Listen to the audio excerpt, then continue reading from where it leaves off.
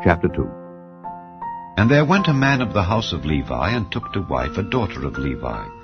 And the woman conceived, and bare a son. And when she saw him that he was a goodly child, she hid him 3 months. And when she could not longer hide him, she took for him an ark of bulrushes, and daubed it with slime and with pitch, and put the child therein. And she laid it in the flags by the river's brink. And his sister stood afar off, to wit what would be done to him. And the daughter of Pharaoh came down to wash herself at the river, and her maidens walked along by the river's side. And when she saw the ark among the flags, she sent her maid to fetch it. And when she had opened it, she saw the child. And behold, the babe wept. And she had compassion on him, and said, This is one of the Hebrews' children. Then said his sister to Pharaoh's daughter, Shall I go and call to thee a nurse of the Hebrew women, that she may nurse the child for thee? And Pharaoh's daughter said to her, Go. And the maid went and called the child's mother. And Pharaoh's daughter said unto her, Take this child away and nurse it for me, and I will give thee thy wages. And the woman took the child and nursed it. And the child grew, and she brought him unto Pharaoh's daughter, and he became her son.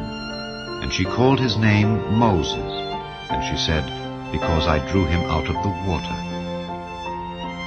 And it came to pass in those days, when Moses was grown, that he went out unto his brethren, and looked on their burdens. And he spied an Egyptian smiting an Hebrew, one of his brethren. And he looked this way and that way, and when he saw that there was no man, he slew the Egyptian, and hid him in the sand. And when he went out the second day, behold, 2 men of the Hebrews strove together. And he said to him that did the wrong, Wherefore smitest thou thy fellow? And he said, Who made thee a prince and a judge over us? Intendest thou to kill me as thou killedst the Egyptian? And Moses feared, and said, Surely this thing is known. Now when Pharaoh heard this thing, he sought to slay Moses. But Moses fled from the face of Pharaoh, and dwelt in the land of Midian. And he sat down by a well. Now the priest of Midian had 7 daughters, and they came and drew water, and filled the troughs to water their father's flock. And the shepherds came and drove them away. But Moses stood up and helped them, and watered their flock.